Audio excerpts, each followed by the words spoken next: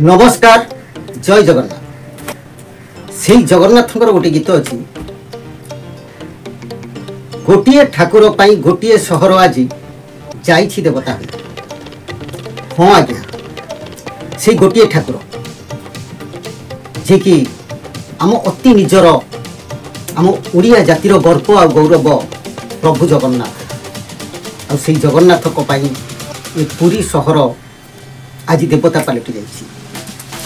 एठी रथ देवता एठी पथ देवता एठी माटी देवता आउ एठी पानी भी देवता आउ एमिति गोटे देवतार कहानी आम आज शुणा जाऊँ जार ना है नरेंद्र पोखरी।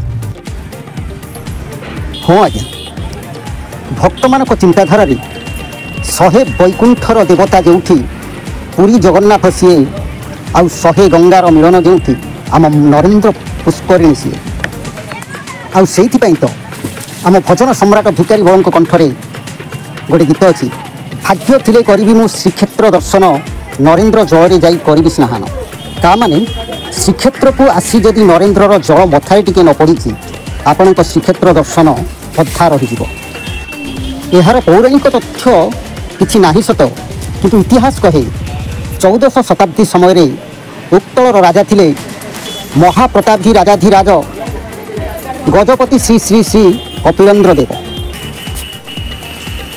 किछि इतिहासकार मतरे गजपति कपिलेन्द्र देव तांको सान भाई नरेंद्र देव नाम पुष्करिणी खनन करथिले।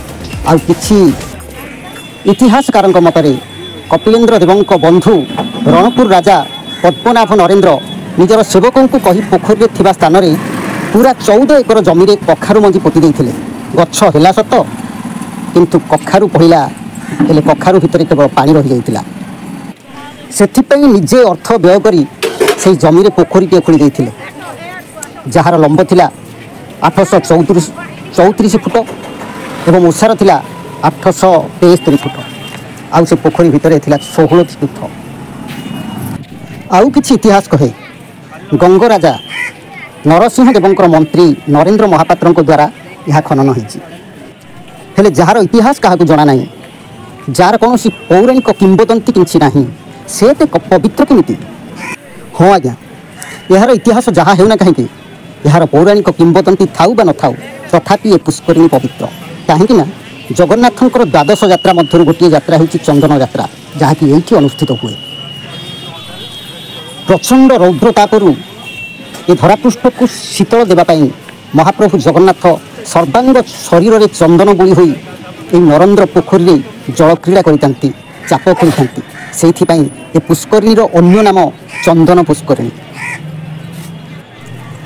हेले दर्शक बंधु से जहाँ होना कहीं पुष्करिणी एमती सबुदिन थाऊ आउ महाप्रभु जगन्नाथ भूदेवी श्रीदेवी को नहीं एखारे एमती जल क्रीड़ा करूँ आम संस्कृति आम परंपरा एमती जीवित थाऊ भगवान पाखरे एतिकी प्रार्थना।